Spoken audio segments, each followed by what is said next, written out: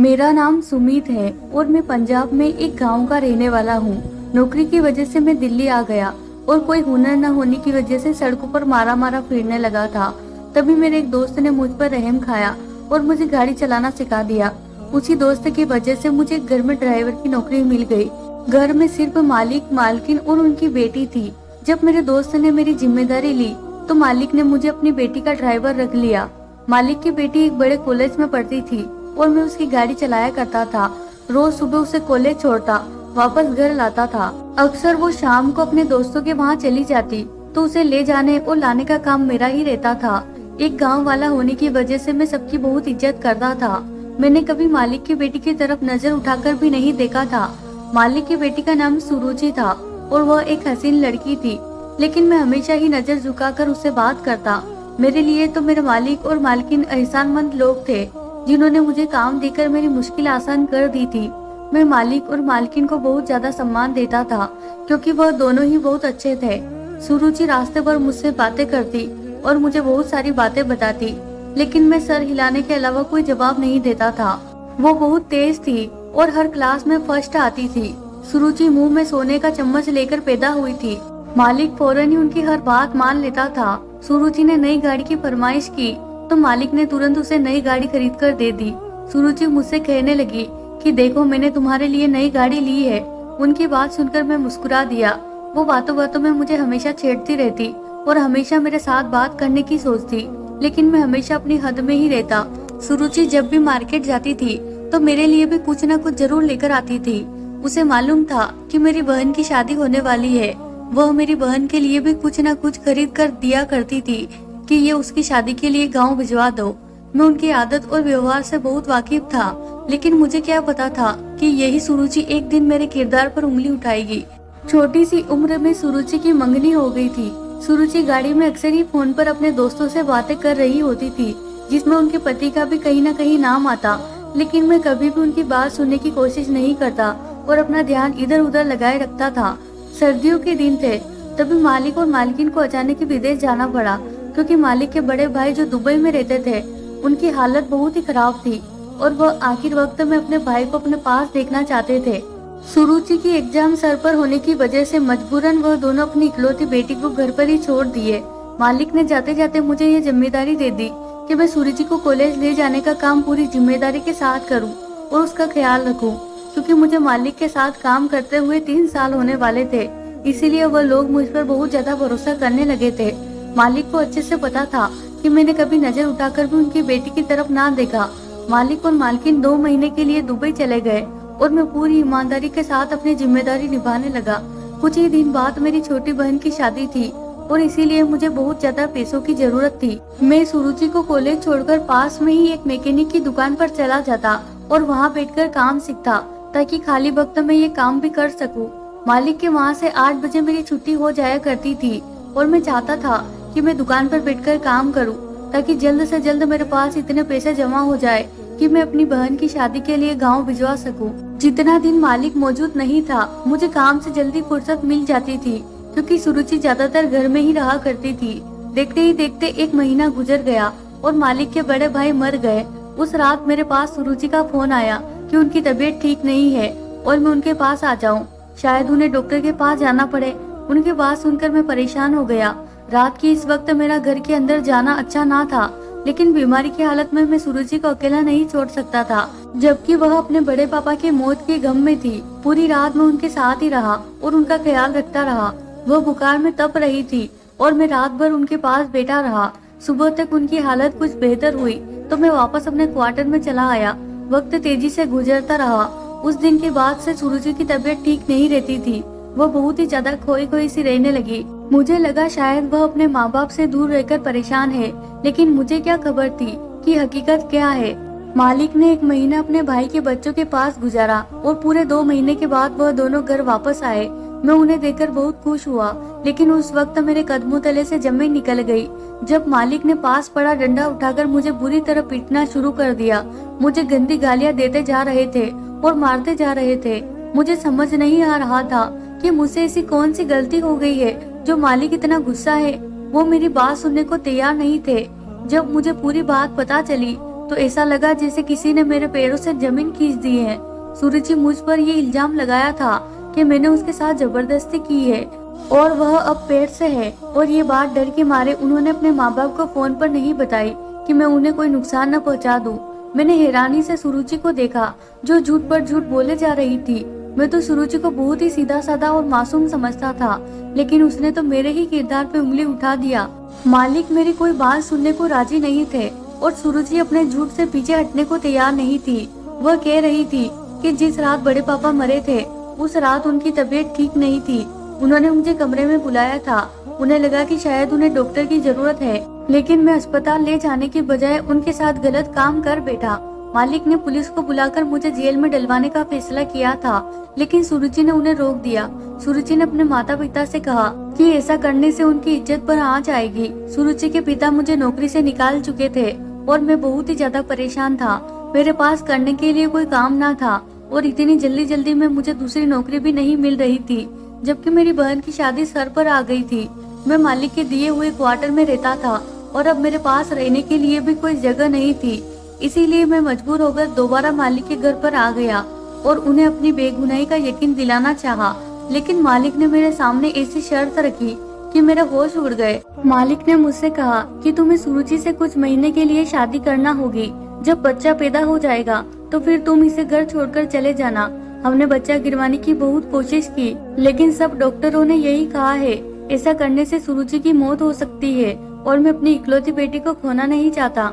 सुरुचि का मंगेतर भी उसे छोड़कर चला गया है और इससे पहले कि दुनिया में हमारी बदनामी हो, हम सुरुचि को तुम्हारे साथ विदा कर देंगे और तुम इसे अपने साथ अपने गांव ले जाना। बच्चा हो जाएगा तो हम सुरुचि को वापस ले लेंगे। मैं जानता था कि यह बच्चा मेरा नहीं है और सुरुचि ने झूठ बोला है, लेकिन उसके बावजूद मैं राजी हो गया क्योंकि मुझे अपनी बहन की शादी के लिए पैसों की जरूरत थी और इतने पैसे मुझे सिर्फ मालिक ही दे सकते थे। इसीलिए मैंने सुरुचि से शादी करने के लिए हामी भर ली और उसे विदा करवा के अपने गांव ले आया। सुरुचि बहुत खामोश थी। मैंने भी रास्ते पर उससे कोई बात ना की। गांव में मेरी माँ और घर वाले सुरुचि को देखकर हैरान रह गए और जब मैंने अपनी माँ को बताया कि मैंने शादी कर ली है तो मेरी माँ हैरान रह गई और कहने लगी कि इतनी बड़ी बात तूने मुझे नहीं बताई। तेरी शादी को लेकर मेरे कितने सपने थे, लेकिन फिर सुरुचि को देखकर मेरी माँ खुश हो गई। सुरुचि बहुत खूबसूरत थी। इतनी प्यारी और कम उम्र बहू देखकर मेरी माँ की सारी शिकायतें दूर हो गई और वह सुरुचि को मेरे कमरे में ले गई और गांव की औरतों की तरह उसे सजाने लगी। मैं बहन की शादी के इंतजाम करने लगा और रात को जब कमरे में आया तो सुरुचि दुल्हन के स्वरूप में मेरे बिस्तर पर बैठी हुई थी।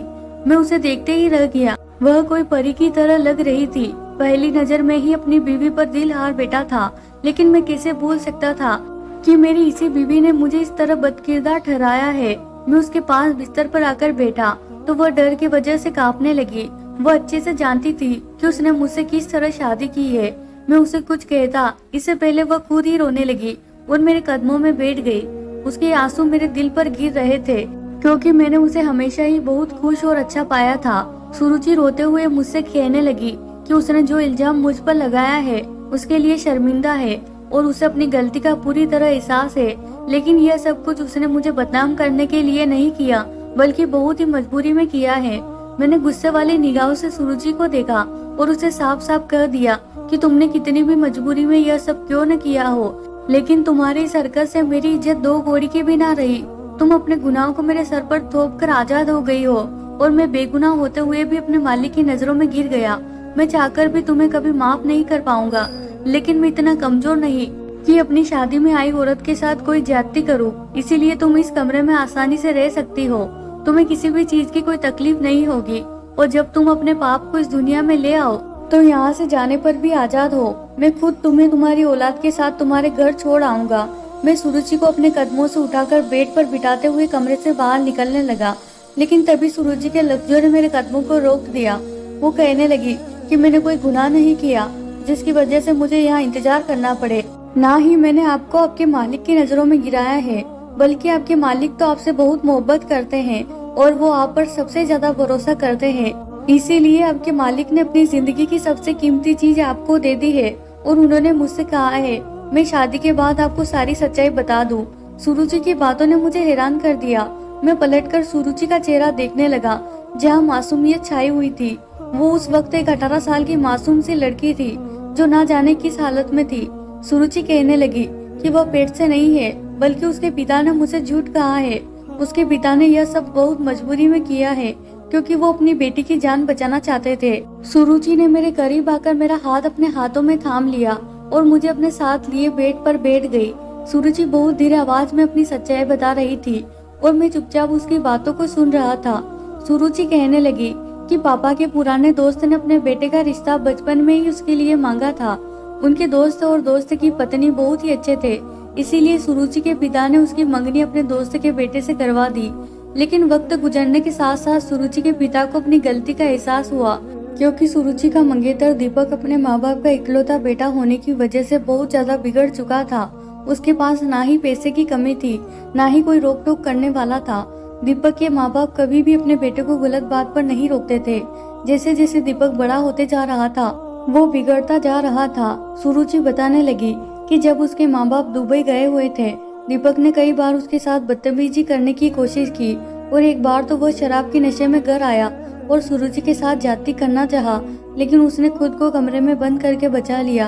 और जिस रात उसके बड़े पापा मरे थे, उससे एक दिन पहले ही दीपक ने अपने दोस्तों के साथ मिलकर सुरुचि के साथ गलत करने की कोशिश की और उसी डर की वजह से उसे बुखार लगा था। उसे समझ नहीं आ रहा था कि वह अपने बचाव के लिए क्या करे, क्योंकि उसे डर था कहीं दीपक उस अकेलेपन का फायदा उठाकर दोबारा घर में घुस सकता है। इसीलिए उसने सारी रात मुझे अपने कमरे में बिठाए रखा। सुरुचि दीपक से ज्यादा मेरे किरदार पर भरोसा करती थी। अपने माँ बाप के वापस आते ही उसने एक एक बात अपने बाप को बताई। मालिक ने दीपक के पापा से कहा कि वह अपने बेटे को समझाए, जब सुरुचि से शादी करनी है तो इस तरह की हरकतें करने की क्या जरूरत है। लेकिन दीपक के पिता ने यह कहकर बात खत्म कर दी कि दीपक नौजवान है और जज्बात में आकर जोश मारता है। बच्चे हैं, थोड़ी बहुत मस्ती तो करते हैं। क्या सुरुचि अपने मंगेतर के साथ कुछ वक्त भी नहीं गुजार सकती? सुरुचि कहने लगी। तभी पापा को एहसास हुआ कि उन्होंने कितना बड़ा गलत फैसला लिया है, क्योंकि दीपक का इतना ज्यादा बिगड़ने के पीछे कोई और नहीं बल्कि उसके पापा है। वो तो शादी के बाद भी इसे घटिया हरकतें कर सकता है। मेरे बाप ने जैसे ही दीपक के साथ मेरा रिश्ता खत्म करने की बात की तो दीपक धमकियों पर उतर आया। उसने साफ साफ कहा कि वह मुझे नहीं छोड़ेगा। पापा मुझे लेकर बहुत ज्यादा परेशान थे। तभी उन्हें बाहर तुम गाड़ी साफ करते दिखाई दिए। मैंने पापा को यह भी बताया था कि जिस दिन बड़े पापा की मौत हुई थी, तुमने सारी रात बैठकर मेरी हिफाजत की थी। पापा को पता चल गया था कि तुम एक अच्छे किरदार वाले इंसान हो, इसीलिए पापा ने यह फैसला किया कि वह तुमसे मेरी शादी करवा देंगे और दीपक से पूरी तरह से छुटकारा पा लेंगे। लेकिन दीपक ये शादी इतनी आसानी से नहीं होने दे सकता था, इसीलिए पापा ने अपने दोस्त को यह बात बताई कि तुमने मेरी इज्जत पर हमला किया है और अब मैं पेट से हूँ। उसके दोस्त ने खुद ही यह रिश्ता तोड़ दिया, क्योंकि वो इज्जतदार लोग ऐसी लड़कियों को बहू नहीं बना सकते थे जो शादी से पहले ही पेट से हो चुकी थी। पापा तुम्हें पहले दिन ही सारी हकीकत बता देना चाहते थे, लेकिन पापा को डर था कि अगर तुमने शादी से मना कर दिया तो वह क्या करेंगे। इसीलिए पापा ने जानबूझकर तुम्हें देखते ही मारना शुरू किया और तुम पर गलत इल्जाम लगाया और तुम्हें नौकरी से निकाल दिया, क्योंकि वह जानते थे कि तुम्हें पैसों की बहुत जरूरत है। पापा को यकीन था कि तुम खुद ही पलटकर वापस आओगे तो शादी की शर्त रख देंगे। पापा का तरकीब कामयाब हो गया और जब तुम्हें शहर में कोई ठिकाना ना मिला तो तुम खुद पापा के घर पर चले आए और पापा ने शादी की बात रखकर अपना तकलीफ दूर कर दिया।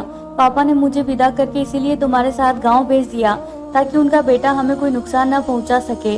पापा जानते थे कि तुम बहुत अच्छे इंसान हो और सारी सच्चाई जानने के बाद तुम मुझे जरूर अपनाओगे।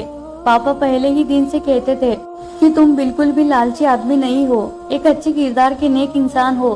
तुम चाहो तो मैं ये बात साबित कर सकती हूँ कि मैं पेट से नहीं हूँ और ना ही किसी मर्द ने मुझे कभी हाथ लगाए हैं। बहुत मजबूरी में पापा ने तुम्हारे हवाले किया है और मैंने अपने पूरे दिल से तुमसे शादी किया है, क्योंकि मैं खुद भी तुम्हारी अच्छाई की गवाह हूँ। हो सके तो मुझे और मेरे बाप को बस एक झूठ के लिए माफ कर दो। सुरुचि की आंखों से आंसू टपक रहे थे और मुझे उन आंखों में एक बाप बेटी की बेबसी दिखाई दे रही थी। मैंने सुरुचि को अपने सीने से लगा लिया। वो एक बहुत ही प्यारी लड़की थी जिसे शायद भगवान ने इस तरह मेरे नसीब में लिखा था। मेरी माँ ने बहन की शादी की रस्मों के साथ साथ मेरी भी शादी की रस्म शुरू की। मैं अपनी बीवी को गांव के लोगों की तरह सस्ता सवरता देकर खुश हो रहा था। सुरुचि ने अपने बाप को फोन करके बता दिया था कि यहाँ हमारी शादी की रस्में हो रही है तो सुरुचि के माँ बाप भी खामोशी से मेरे गांव चले आए और वह भी हमारी शादी में शामिल हो गए।